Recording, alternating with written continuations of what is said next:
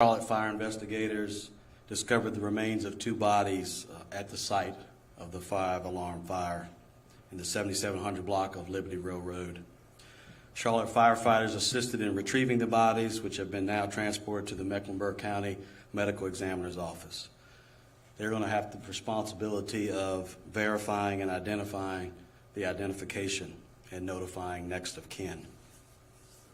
To update you on the Charlotte fire investigation, yesterday we did say that it was an accidental fire. I have a little bit more information to share on that. It actually started in a spray insulation foam trailer that was located on the ground floor. Still accidental, but at least able to identify it to a particular piece of equipment at that time.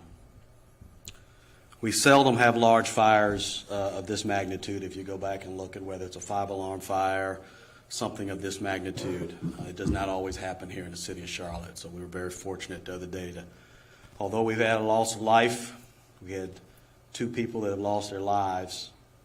On behalf of the men and women of the Charlotte Fire Department, we want to make sure we send our condolences to the families and friends.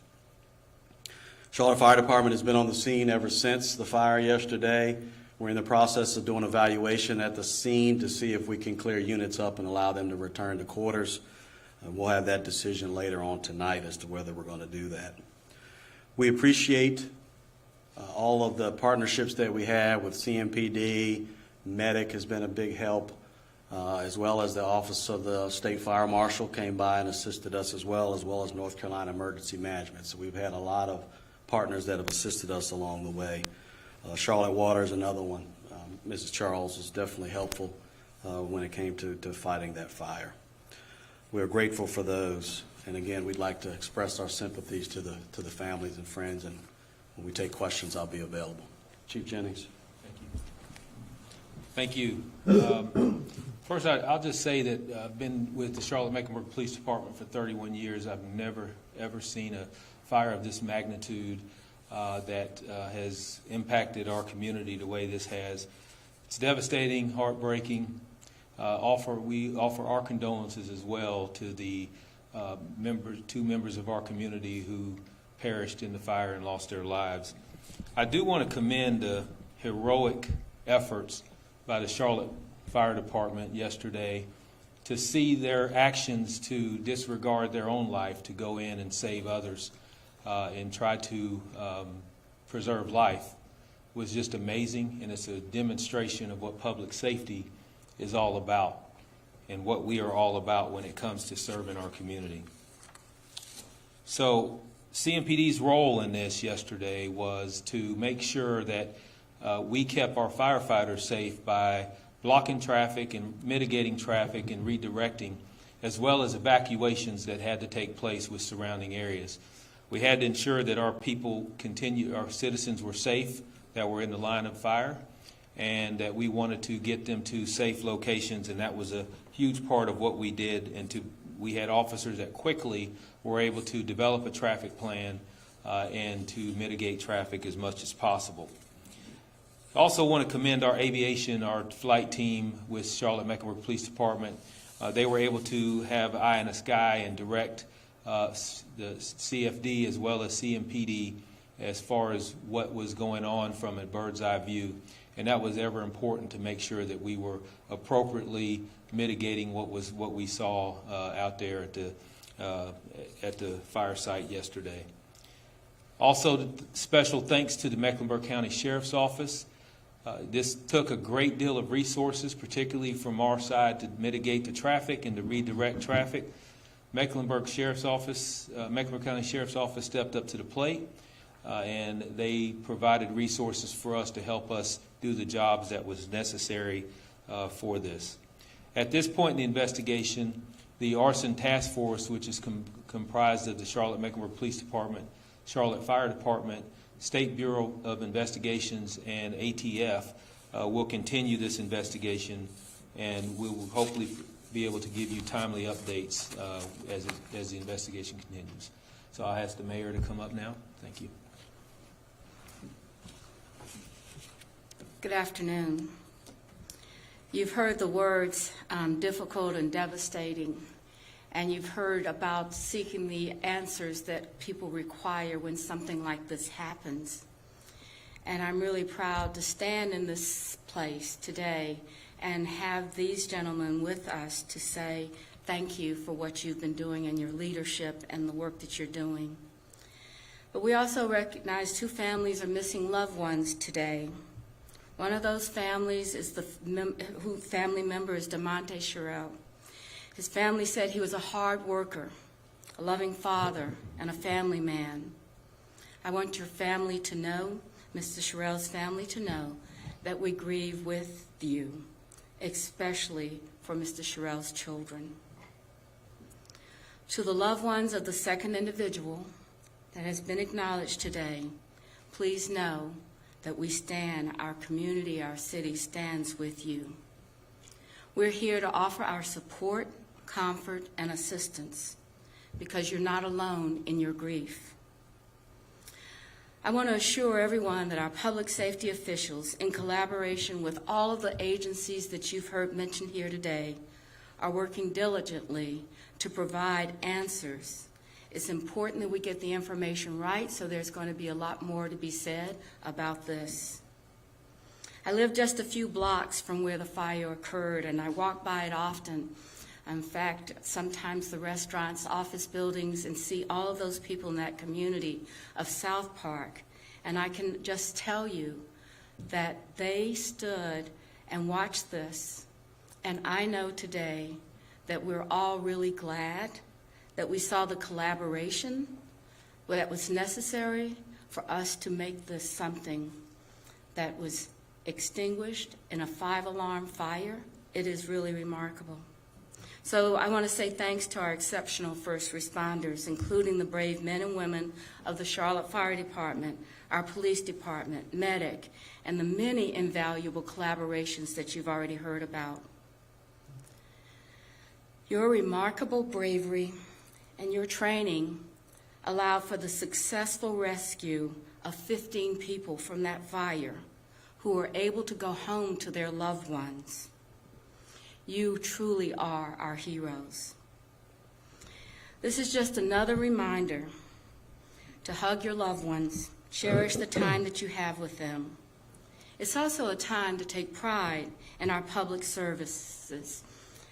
And when we talk about tragedy, we show the value of having dedicated people in our community who courageously serve our residents each and every day.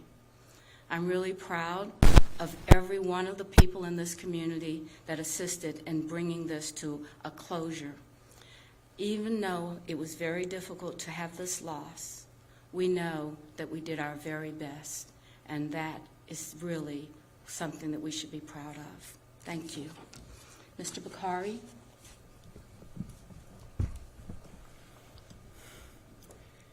Today, we gather together as one with heavy hearts and a profound sense of loss. Our beloved city has endured a devastating blow as this ferocious fire shocked our community and stole 2 precious lives from our midst. In this moment of darkness, we find solace in each other's presence, drawing strength from the bonds that unite us all. Today, we stand as a testament to the indomitable spirit that defines our city, a spirit that refuses to be defeated in the face of tragedy. Our hearts ache for those we have lost, for the dreams and aspirations that have been extinguished too soon. Their absence will be felt deeply, and their memory will forever remain etched in our collective consciousness. Let's hold their families close, surrounding them with our love and support as they navigate this unimaginable sorrow. In the face of adversity, however, we must also remember to honor the heroes who emerged from the smoke and flames. Our firefighters and police and medic, these extraordinary men and women who rush towards danger when instinct tells the rest of us to run away. They are the embodiment of selflessness and courage and unwavering guardians of our city. Their heroics, witnessed in the face of this inferno, have reminded us of the depths of their dedication and their bravery. They battled the relentless blaze, risking their lives without hesitation to save others. Their action stands as a testament to the noblest qualities of humanity, a testament that reminds us why we are Charlotte Strong. Today, we must pay tribute to these brave souls who ran into the fire, defying all odds to protect our community. They exemplify the very essence of public service and remind us in times of crisis the true character of a city is revealed. To our firefighters who face the roaring flames with unyielding determination, you are a guiding light in the darkest of times. We salute your selflessness, your tireless efforts, and your unbreakable spirit. Today and every day, we are eternally grateful for your service. There is still much work to do. In the wake of this tragedy, let us come together as a united force, a beacon of resilience and hope. Let us embrace the families who have suffered immeasurable loss, providing them with the love and support they so desperately need. Let us honor the memories of those we have lost by reaffirming our commitment to the values that define us: compassion, unity, and strength. We have already begun to think about how we can forever memorialize the heroics and the tragedies we have seen over the last 30 hours. And when the time is right, we will move to create something we can all be proud of. As we rebuild, let us remember that the strength of a community lies not only in its infrastructure, but in the resilience of its people. Let us support one another, lending a helping hand to those who have lost so much. Together, we will rise from these ashes, creating a brighter, more vibrant future for our beloved city and the amazing SouthPark community.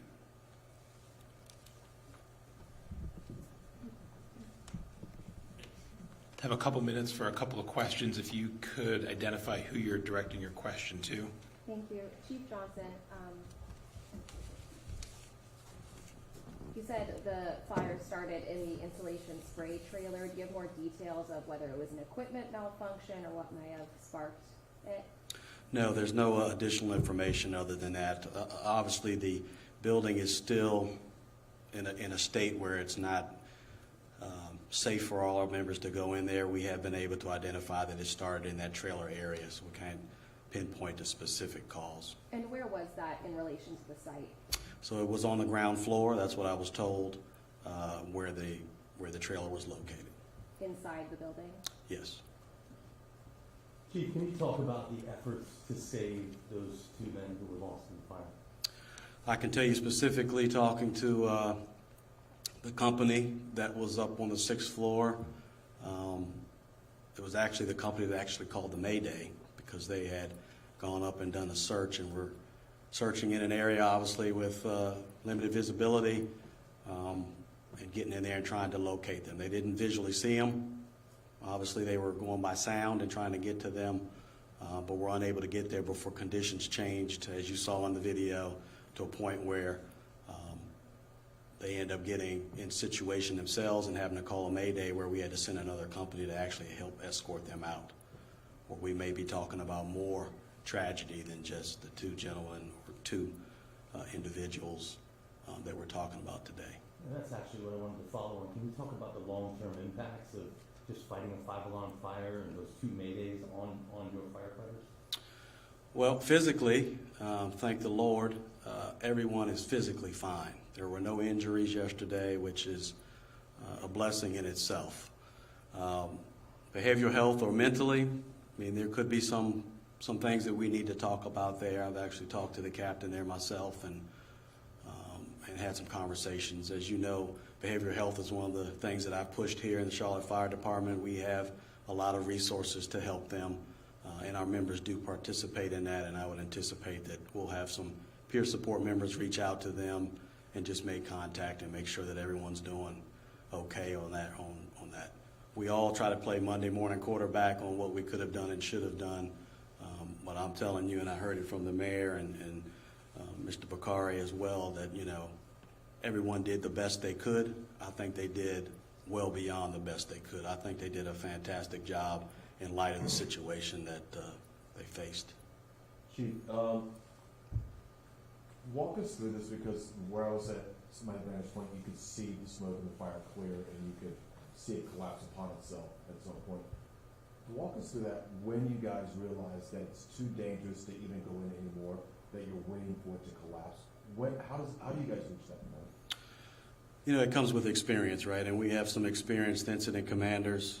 Our operations chief actually ended up taking command during that fire. He's number 2. He's over all of operations, and he took that.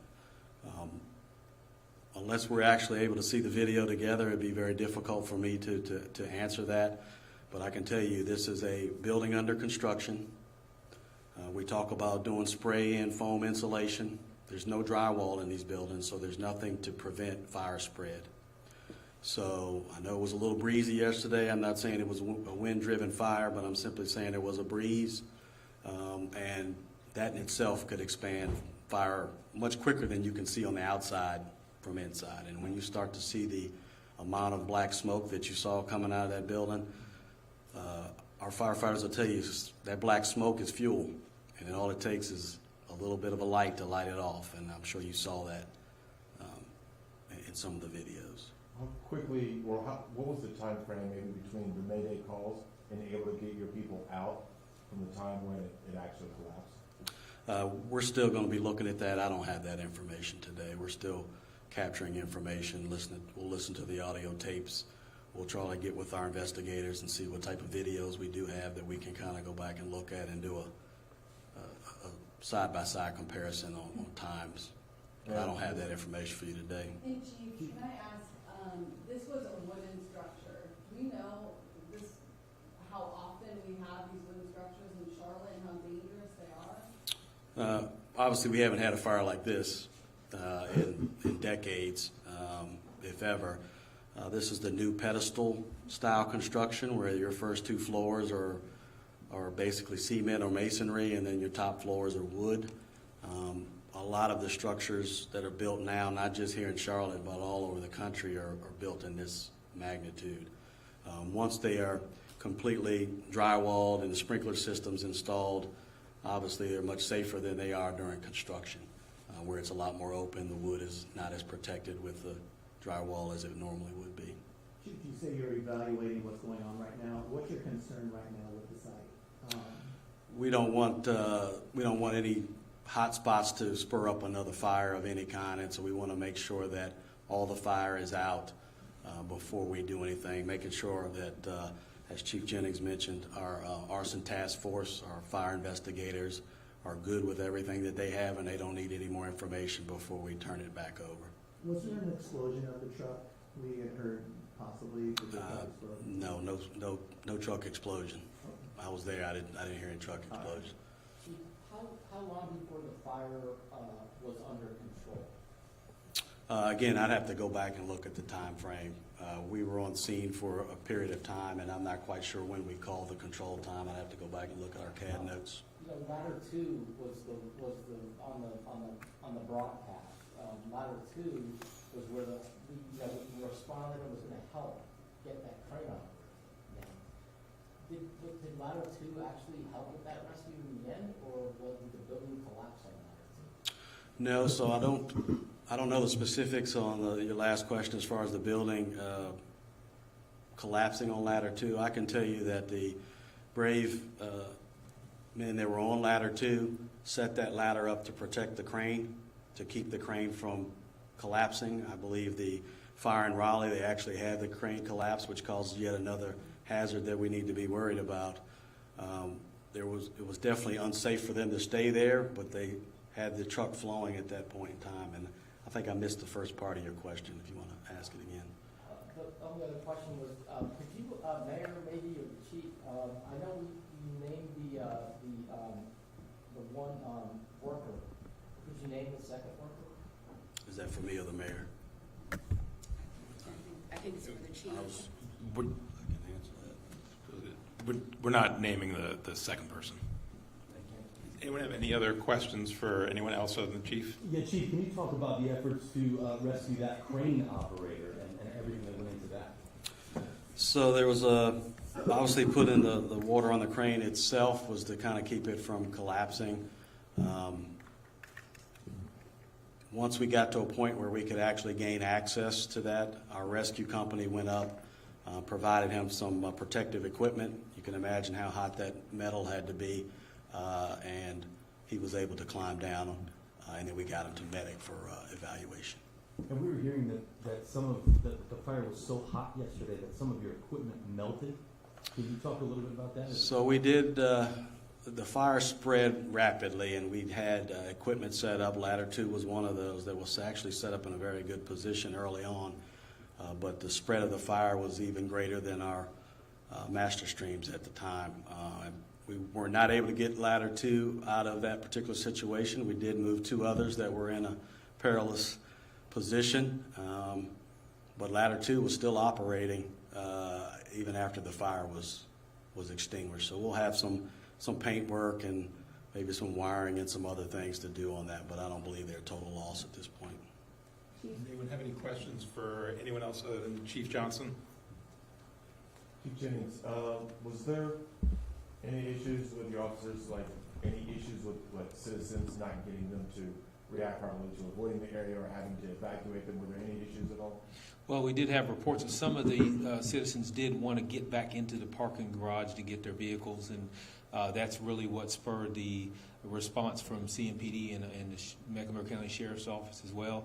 But they were able to quickly gain control of the site, keep our firefighters safe, and shut down the roads and mitigate the traffic that was needed to be done. So. And Chief, were there any issues with exits and entryways with this particular construction site? We may have heard that there was only one way in, one way out. Was that the case here? Yeah, well, I can't answer that specifically as far as how many entry and exit ways were in the construction site. I do know that there were several people that we were able to evacuate from there, as well as other people from other buildings that we were able to evacuate and make sure that they were safe. So, Chief Jennings, yes. you mentioned earlier that this is the worst fire you've seen here in 31 years. Can you expand just a little bit on that? I mean, Yeah. personally, just showing up and seeing that, have you ever seen anything close to it? Not even close. Like Chief Johnson mentioned, 5-alarm fires. This magnitude of fire is very rare, not just in Charlotte, but just anywhere. And to be able to be in the position that we are in right now to see a fire such as this one, and unfortunately that resulted in the loss of lives, it's a career. It's once in a career thing, hopefully, that we won't ever see again in a very long time. But yeah, I've never, we've always seen fires, house fires, things that has probably taken the lives of our citizens, but to see the flames and the smoke that came out as a part of this fire was something that I've never witnessed before. So just to kind of piggyback on the question, right, was we don't see fires of this magnitude, but the Charlotte Fire Department was able to keep it to that one building. There was a twin building literally on the other side of ladder 2 that started to catch fire, but we were able to extinguish that. There were 7 other buildings that the embers coming from the fire actually started some roof fires. So we did have several other incidents that we had to take on along with this 5-alarm fire just to make sure that we didn't have any other significant incidents occurring. And so I'm going to commend the men and women of the department for the work that they've done. Had the fire department ever had to respond to that scene, to that particular work site before? Again, I'd have to go back and do a history check. I don't have that information for you. Chief Johnson, you mentioned that mental health piece. That is what I was asking about. What do the members of your department need today, tomorrow, and in the weeks ahead? They do appreciate the community support, the support of our elected officials, the city manager's office. They appreciate the support that they get. Oftentimes, they're not always on the front page of media and gaining that notoriety. But the reality is the men and women of this department do what they did the other day, every day, whether it's a 5-alarm fire or whether we're running a medical call or a vehicle accident. And when you talk about behavioral health, the men and women come here to serve and to save lives. And so when you talk about behavioral health, we obviously want to be 100% every time we go to a fire. And so they're going to carry the fact that they didn't get to everybody on this scene. And so we want to make sure we take care of them and have the opportunity for them to be able to express that. Chief, do you know the last time there was a 5-alarm fire in Charlotte? Anywhere? I can't answer that. So we had a 5-alarm fire. It was probably less than a year ago down on South Tryon Street. It was a storage fire. It went to 5 alarms, not because of the volume of fire, but it was a July night. It was probably 90% humidity, and we needed the staff to make sure that we were not burning anyone out. Sorry, really quick, Chief Johnson, would you Yes, mind last answering one one, more? yes. Sorry. I just, a few minutes ago, you mentioned, or you alluded to, there may be more tragedy beyond the 2 lives lost. Can you elaborate on that a little bit? Are you speaking about firefighters that may have been injured? I don't remember saying that, but refresh my memory as far as additional tragedy. Oh, yes, it absolutely could have been. When I said it could have been more tragedy, if our firefighters weren't able to escape, we'd be talking about 2 lives lost, which, you know, again, we express our sympathies for, but we could have had 3 to 4 firefighters that also could have perished in there, if not more than that. Any injuries, or how are the firefighters? No, doing? no injuries reported. Yep. All right, thanks, everybody. Appreciate you coming in. Thank you.